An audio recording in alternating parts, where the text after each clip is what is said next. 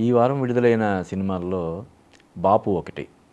అంటే తెలంగాణలో బాపు అంటే అర్థం తెలిసిందే. తండ్రిని బాపు అంటారు. 'బలగం' సినిమా ప్రేరణతో ఈ సినిమా రూపొందించారని చెప్పొచ్చు. ఇందులో బ్రహ్మాజీ, ఆమని భార్యాభర్తలుగా యాక్ట్ చేశారు. ఇది బ్రహ్మాజీ కెరీర్‌లోనే బెస్ట్ ఆహ్, సినిమాగా మనం చెప్పొచ్చు. అలాగే ఆమని కెరీర్‌లో కూడా ఇది ఒక మైల్ స్టోన్ లాగా ఉండిపోద్ది. అంటే అంతకుముందు ఆమె 'శుభలగ్నం' సినిమాలో డబ్బుకి ఆశపడి భర్తను అమ్మేసే పాత్ర చేసింది. అది కూడా ఆమెకు మంచి పేరు తీసుకొచ్చింది. ఇది ఏంటంటే డబ్బు కోసం అంటే భర్తని రక్షించుకోవడం కోసం మామగారిని చంపేద్దాం అనుకునే ఒక కోడలి పాత్ర. తను చాలా బాగా చేసింది. ఇక ఇందులో 'బలగం' సుధాకర్ రెడ్డి. తను కూడా ఇందులో బ్రహ్మాజీ తండ్రిగా నటించాడాయన. ఆయన పర్ఫార్మెన్స్ కూడా చాలా బావుంటది. 'దయ' అనే కుర్రాడు ఈ సినిమాకి దర్శకుడు. భానుప్రసాద్ రెడ్డి ప్రొడ్యూస్ చేశారు. ఓవరాల్‌గా చూస్తే అంటే పాయింట్ చాలా డిఫరెంట్ పాయింట్‌ని ఎంపిక చేసుకున్నాడు. అంటే జనరల్‌గానే మానవ సంబంధాలన్నీ, ఆర్థిక సంబంధాలన్నీ మనకు తెలుసు. ఇందులో ఏంటంటే ఆహ్, తాము ఉన్న పరిస్థితుల్లో అప్పుల బాధ నుంచి బయటపడడం కోసం ఆత్మహత్య చేసుకోవాలనుకునే ఒక భర్త లేదంటే తండ్రిగా బ్రహ్మాజీ నటించాడు. అతనికి ఇద్దరు అమ్మాయి, అబ్బాయి ఉంటారు. వాళ్ళిద్దరిని చదివించుకుంటూ వ్యవసాయం చేస్తుంటాడు. వ్యవసాయం కలిసి రాని పరిస్థితుల్లో అప్పుల వాళ్ళందరూ కూడా మీద పడుతున్న ఈ పరిస్థితుల్లో తను ఆత్మహత్య చేసుకోవాలని అనుకుంటాడు. ఆత్మహత్య చేసుకుంటే ప్రభుత్వం నష్టపరిహారంగా ఒక 5,00,000 ఇస్తది. 5,00,000 నుంచి ఈ కుటుంబానికి ఎంతో కొంత ఆర్థిక సాయం లభించి ఆ బాధల నుంచి కొంత విముక్తి లభిస్తదనే దీంతోటి ఆత్మహత్య చేసుకోవాలనుకుంటే అప్పుడు అంటే మనం కథ అంతా చెప్పడం అని కాదు కానీ ఒక తండ్రి మరణాన్ని కోరుకునే ఒక కొడుకు కథ, ఒక మామగారి మరణాన్ని కోరుకునే ఒక కోడలు కథ, తాత చనిపోతే మనకి ఎంతో కొంత భవిష్యత్తు బాగుంటుందనుకునే ఒక మనవడు, మనవరాలు. ఇలాగా ఈ పాత్రల చుట్టూ తిరిగే కథ అన్నమాట. అలాగే ఇందులో అవసరాల శ్రీనివాస్ కూడా ఉన్నాడు. ఒక టీచర్ క్యారెక్టర్‌లో చేస్తాడు. అలాగే ధన్య బాలకృష్ణ.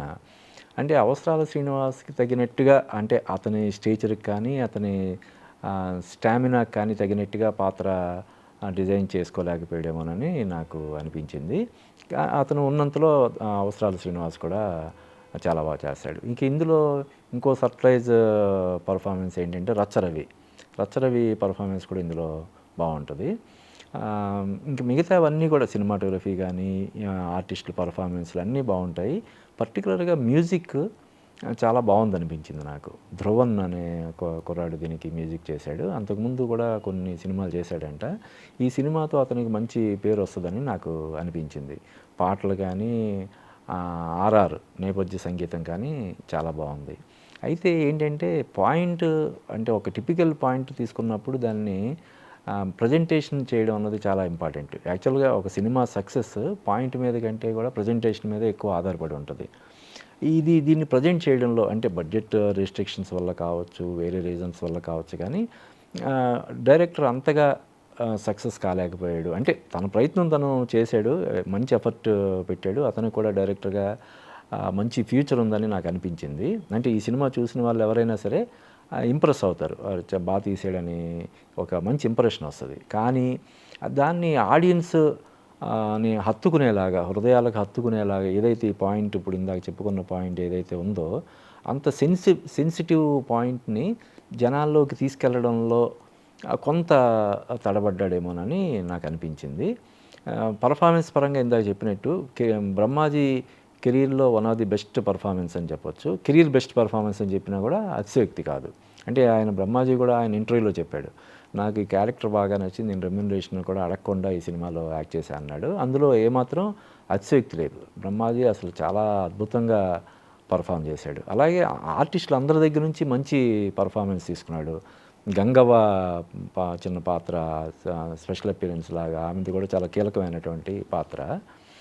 అన్నీ అంటే ఆర్టిస్టుల నుంచి మంచి పర్ఫార్మెన్స్ తీసుకోవడం కానీ, టెక్నీషియన్ల దగ్గర నుంచి మంచి అవుట్‌పుట్ తీసుకోవడం కానీ, అన్నీ బాగున్నప్పటికి కూడా పాయింట్ ప్రజెంటేషన్‌లో కొంత ఇది ఉండడం వల్ల ఈ సినిమా ఇంకా అంటే ఒక బలగం స్థాయిలో హిట్ అవ్వడానికి అవకాశాలు ఉన్నటువంటి ఈ సబ్జెక్టు కొంచెం ఇదయిందని నాకు అనిపించింది. బట్ ఓవరాల్‌గా అంటే ఏ ఎక్స్‌పెక్టేషన్స్ లేకుండా థియేటర్‌కి వెళ్ళిన ఆడియన్స్‌ని ఈ సినిమా డెఫినెట్‌గా ఎంటర్టైన్ చేస్తుంది. ముఖ్యంగా ఈ సినిమా డైరెక్ట్ చేసినటువంటి ఆ దయాకర్ రెడ్డికి డైరెక్టర్గా మంచి ఫ్యూచర్ ఉంది. అలాగే మ్యూజిక్ డైరెక్టర్ ధ్రువన్కి కూడా మంచి భవిష్యత్తు ఉందని చెప్పొచ్చు. అలాగే ఈ సినిమాలో ఈ హీరోగా చేసిన అబ్బాయి కొత్తోడు అనుకుంటా, మణి ఏదో అబ్బాయి పేరు. ఆ అబ్బాయి కూడా బాగా చేశాడు. అలాగే అతనికి పేరుగా చేసిన అమ్మాయి కూడా బాగానే చేసింది. ఇంకా ధన్య బాలకృష్ణ క్యారెక్టర్ని డిజైన్ చేయడంలో ఇంకొంచెం శ్రద్ధ తీసుకొని ఉండాల్సింది.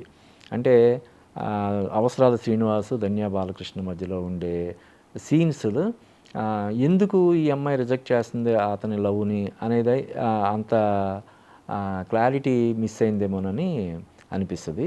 బట్ ఓవరాల్గా పర్ఫార్మెన్స్లు అందరి పర్ఫార్మెన్స్లు బాగున్నాయి. న్యాచురల్గా ఉంది సినిమా. అంటే మనం ఎక్కడో మన కళ్ళ ముందు ఏదైనా మనం విలేజ్ వెళ్ళినప్పుడు అక్కడ జరిగే సీన్లు చూస్తున్నట్టుగా, అక్కడ జరుగుతున్న కొన్ని సంఘటనలు చూస్తున్నట్టుగా మనకి అనిపిస్తుంది. ఏదో అంటే డ్రమటిక్గా అలా కాకుండా వాస్తవానికి దగ్గరగా వాస్తవికతను ప్రతిబింబిస్తూ సినిమా తీయడంలో డైరెక్టర్ సక్సెస్ అయ్యాడు. అంటే ఓవరాల్గా ఇందాక చెప్పినట్టు అంచనాలు లేకుండా థియేటర్లకు వెళ్ళే ఆడియన్స్ని మాత్రం ఈ సినిమా ఖచ్చితంగా ఎంటర్టైన్ చేస్తుంది. ఎంతో కొంత ఆలోచింపజేస్తుంది. అంటే మరీ మానవ సంబంధాలు మరీ ఇంత ఘోరంగా అంటే మనం చూస్తుంటాం.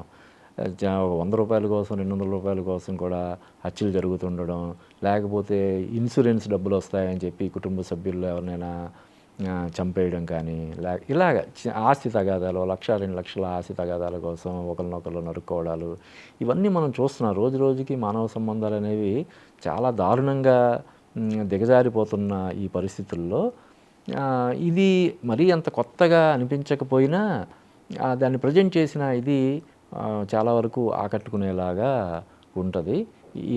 ఇటువంటి సినిమాని నిర్మించినటువంటి ప్రొడ్యూసర్ని మనం ఖచ్చితంగా అభినందించాలి. ఒక మంచి ప్రయత్నం ఇది.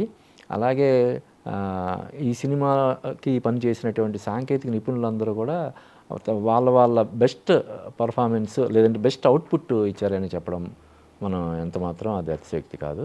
ఈ సినిమాకి మనం ఒక 2.75/5 రేటింగ్ ఇవ్వచ్చు. Please do subscribe to Telugu Rajyam channel. Please do subscribe to Telugu Rajyam channel.